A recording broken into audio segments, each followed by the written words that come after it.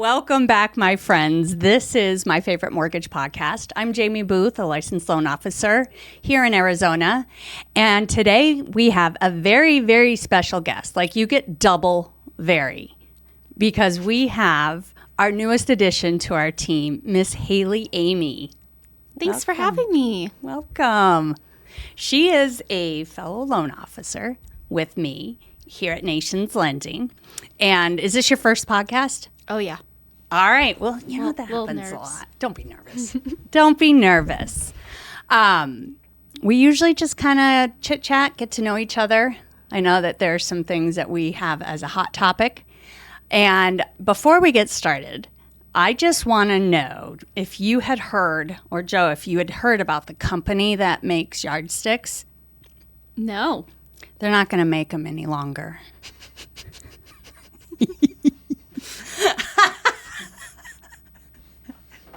Do you have any dad jokes?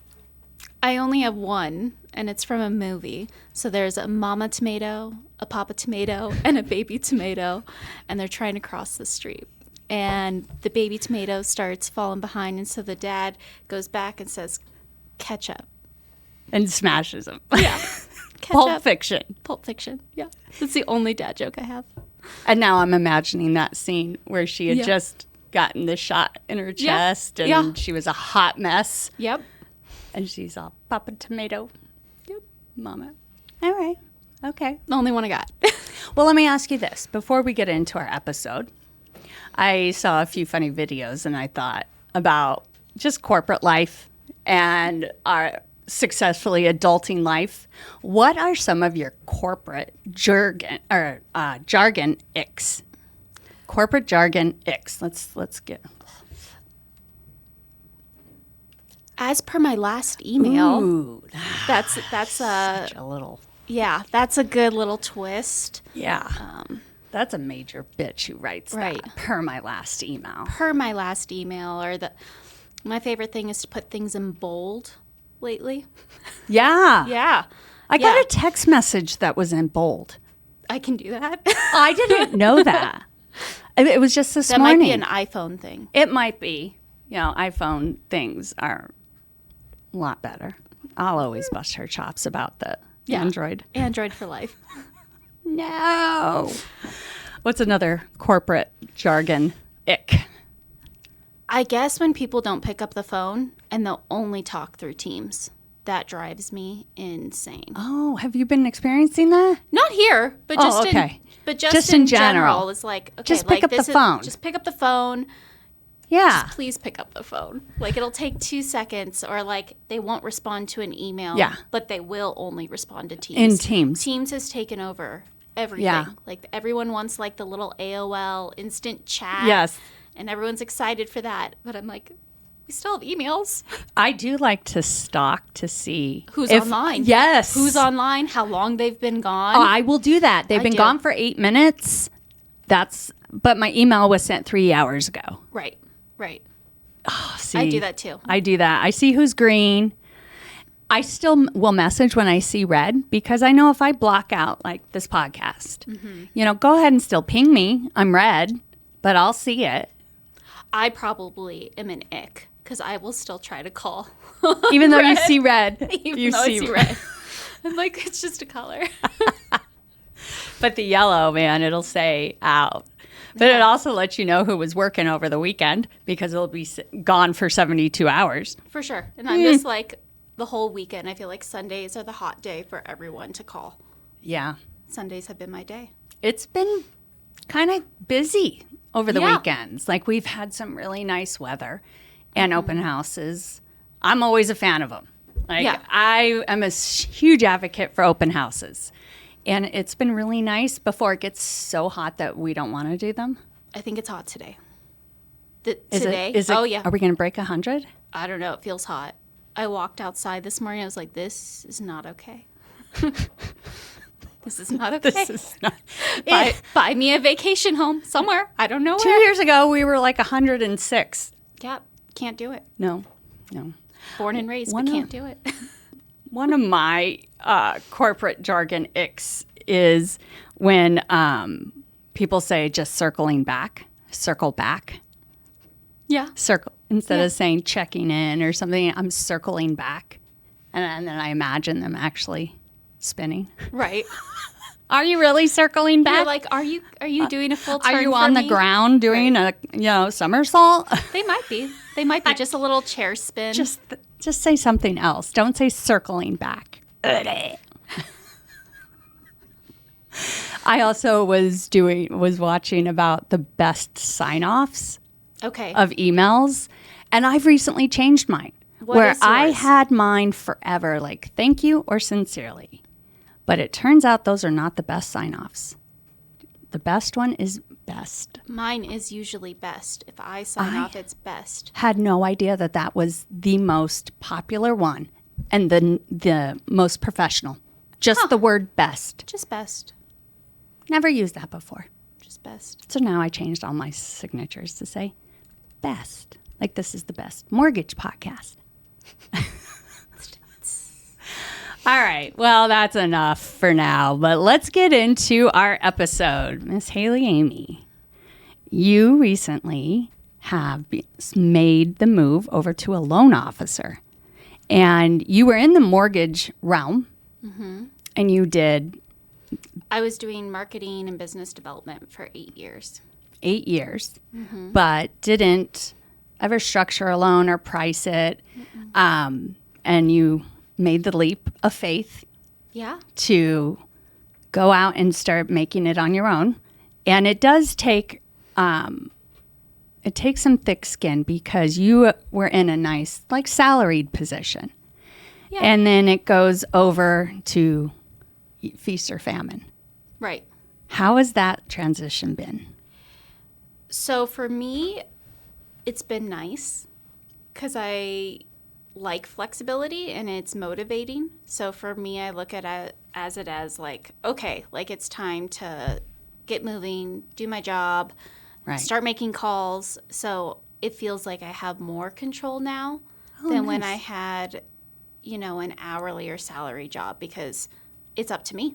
Yeah. And if I'm not doing the work, I'm not going to see the benefits. And, if I'm pouting because I don't have a loan closing, like it's no one's fault but my own. So for me, it's nice to have that control in making sure that I bring in what I'm supposed to bring in. Yeah. It's motivating. Yeah. For sure. It is. And then if you have a month where you have a goose egg, it's a hard mental thing to keep trucking along and doing the things because you're like, I did all that work last month and there was nothing.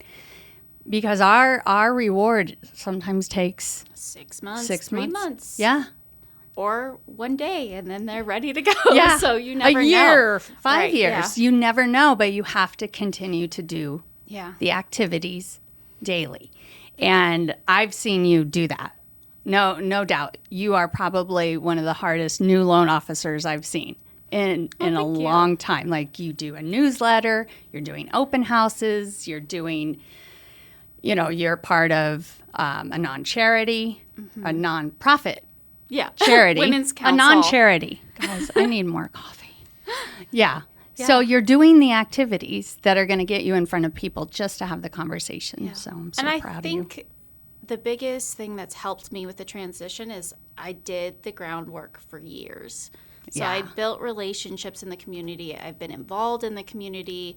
I've been involved with the association. I did all that for the last 8 years. So I kind of came into it and I was like, oh, okay, it's just the other side. Yeah. And it's nice to finally represent myself. And I'm not trying to create a story or an image for someone. I'm just like, oh, it's me.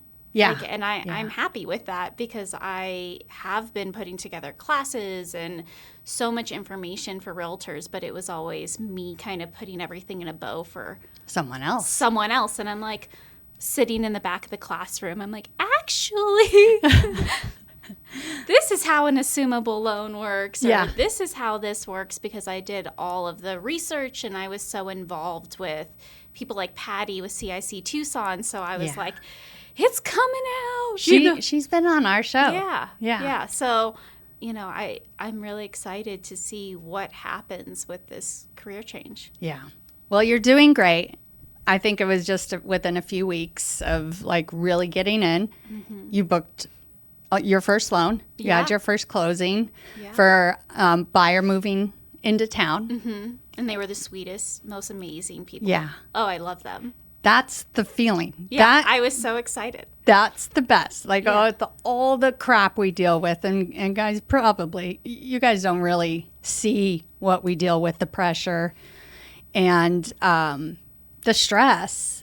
But then we go to key delivery, and we see their faces, and then you're like, that's what it's for. Oh, and even shopping for the clients. I'm like, ooh, this is cute. This is cute. Me too. This is cute. I'm like, ooh, I like the floors in that one. Oh, yeah. Like, I was like, my first client liked Guinness. I was like, I love Guinness. So it was beer? Oh, yes. You like Guinness beer? Yes. I'm Irish. I've got Scottish. It's no, you're not. That red hair is misleading. It is. I am a blonde. However, still have Irish and Scottish in me. I'm a little European melting pot. So. I think everyone knows Hailey. If they don't know your name, we go, the little redhead. Big hair. Yeah. Everyone knows who Hailey is with the red hair. Yeah. And they're going to see this and they're going to feel betrayed that I'm not a redhead. So thanks for putting it on the air. Joe, cut that out. We can't let all her secrets out. No, but seriously, I had my daughter, and they're like, does she have your beautiful red hair? It's like, no, but she has my beautiful blonde hair. Yeah. So. Yeah. Spitting image of Dylan. Of Dylan. But with your blonde hair. Yeah, with both of our blonde hair. Yeah. I remember when you were pregnant. Yeah. Yeah. Yeah. Now she's 3. Yeah. So lots has changed, and, I love being a mom, and being a loan officer also gives me the flexibility to be home because you kind of you're working and you're available all day and kind of evening and weekends. But if I need to run to a park or the children's museum, I can still pick up my phone and be present and be a mom and do all the great things. And I think I showed you the other day, I got on a call with you and I was like, my note is on the back of that unicorn. Because I just had that coloring book page and someone called in and I needed to quickly write some stuff down, and then took a picture of my notes to put it in my computer. But my daughter was like, that is my unicorn. Oh my God. And I was like, those are my notes. So this job is, I've always said it, one of the best kept secrets. Yeah. Because, it is still a very direct line in real estate. Mm-hmm. But unlike a realtor, we don't need to necessarily be boots in the ground anymore. Yeah. I mean, look at Rocket Mortgage. Do you think any of those loan officers are out in the field? No.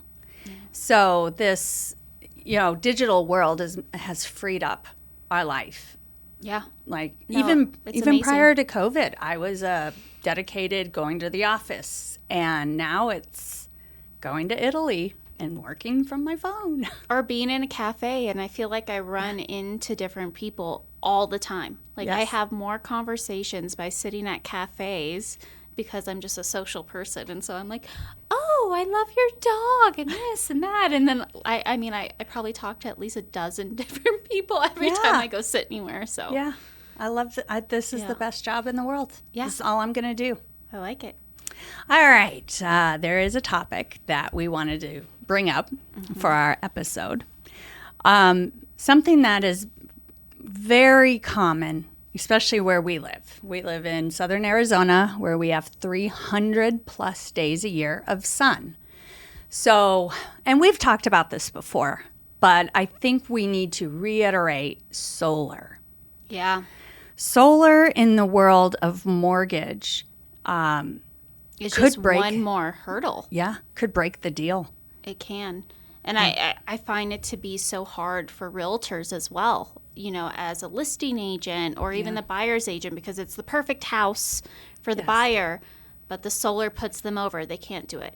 It's the perfect home as a listing agent, but there's solar that has to be paid off. And so now the seller's having to come up with $40,000, $50,000 of what they would have got from their equity is going straight to pay off solar.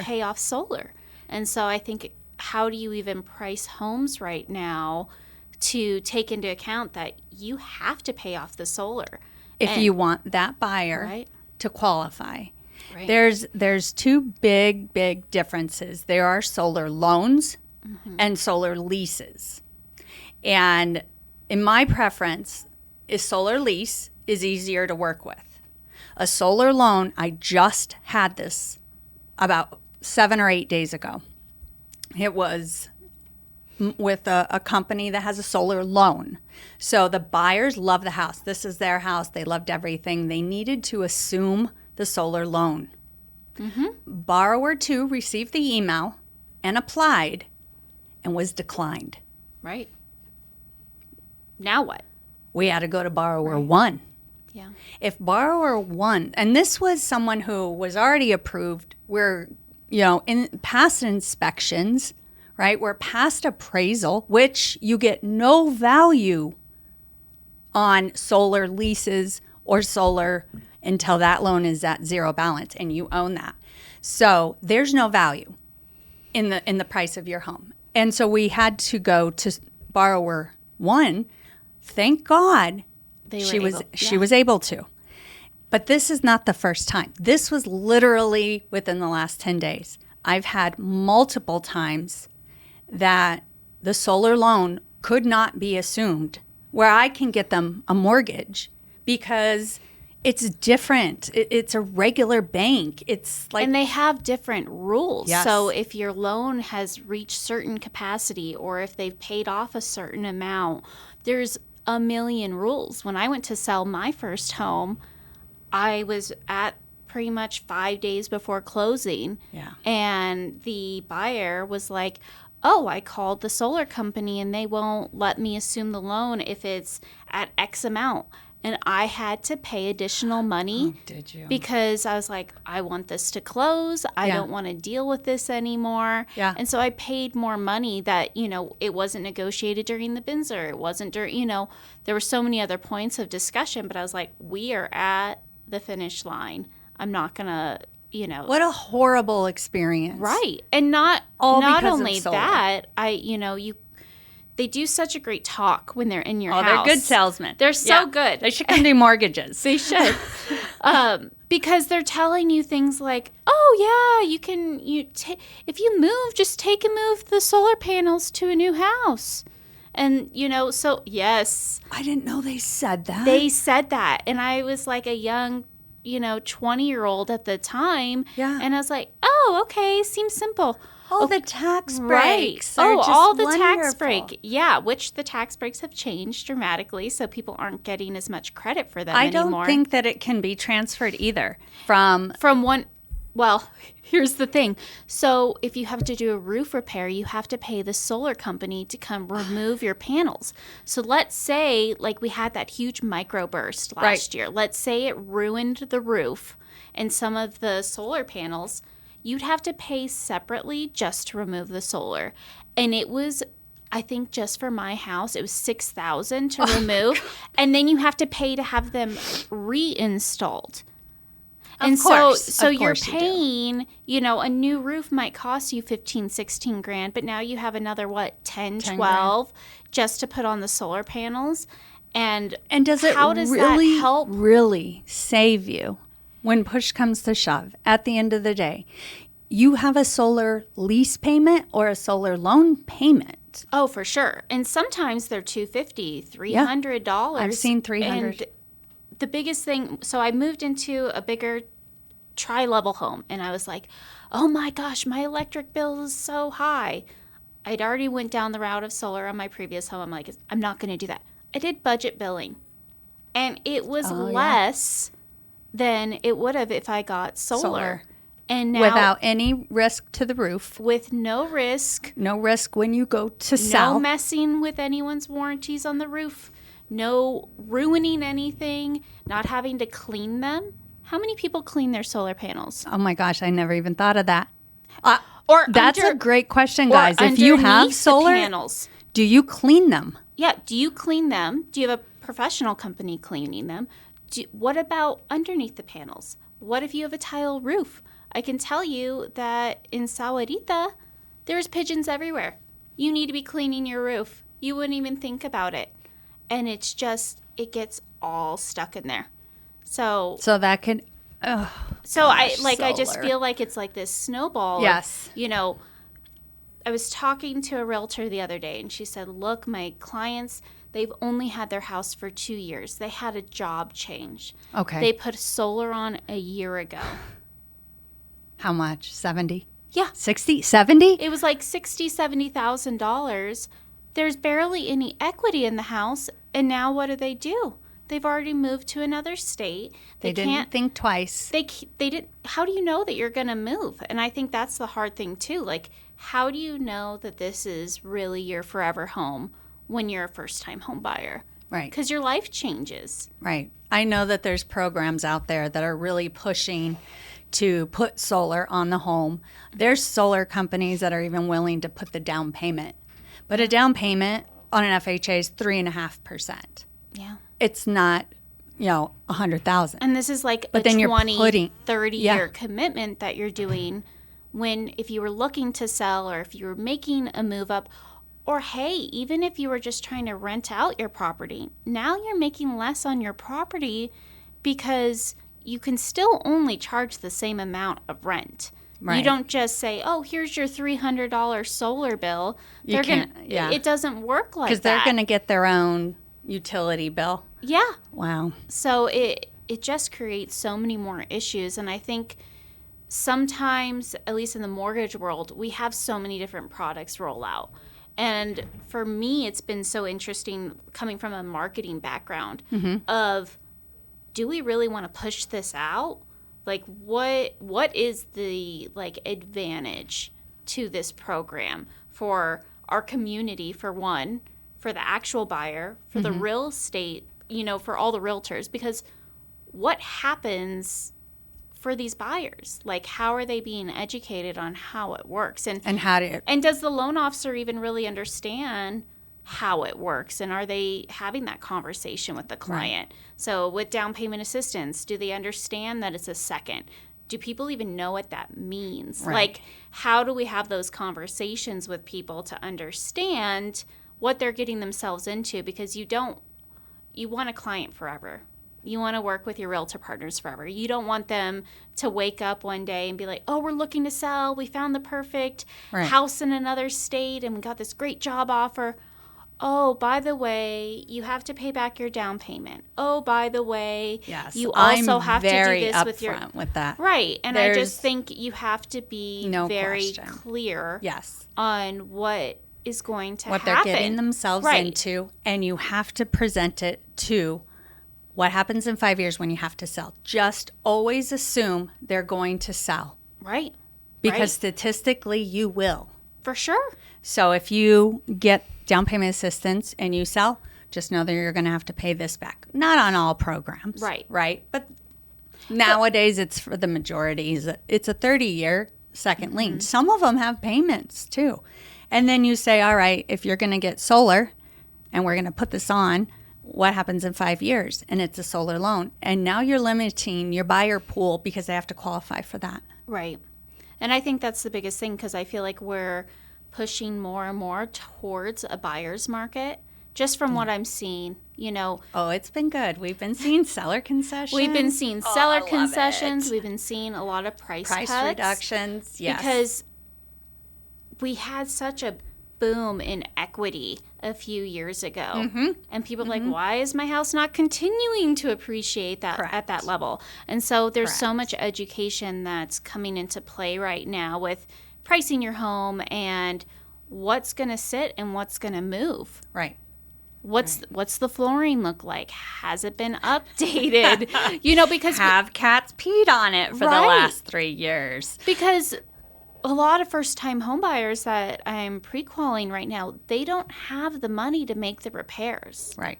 They've saved potentially for the down payment, but they haven't taken into consider the closing cost, and that's another hurdle. I think there's ways around that for sure to help support them and getting into a home, because I think that's so important. But how do we present all the options so that they're in the best position to buy? Is just educating them. Yeah. Being completely upfront and honest, being transparent, and communicating. Yeah. All right. Well, we're going to wrap up this episode. Thank you again so much. Thank you. I got her to come out of the house. I love the house. And I know that we touched on solar, and it just is, it's a sore subject because people just aren't aware until they're in that position. And then they're like, I wish someone would have told me. Yeah. I just wish someone would have told me. And we could go on for hours. We'll do a whole nother one and just have new examples of where solar just became an obstacle that maybe we weren't able to overcome. Right. But before we go, I want to make sure that everyone has our contact information. This is Hailey Ameigh, a loan officer here at Nations Lending, and you can find all her information below. I'm also a loan officer here in Arizona, and you can find all my information below. If you found this episode valuable, or you know someone who is starting the home buying process, please send this on so that they know about solar when they're looking. Right. Just be cautious. That is our tale for today. Be cautious. And if you want more information about home buying, like us, follow us, subscribe. We're everywhere. I mean, literally everywhere. I'm on Nextdoor now, just so you know. I am not. LinkedIn. But this is My Favorite Mortgage Podcast with Jaimie Booth. And we'll see you next time, guys. Bye-bye.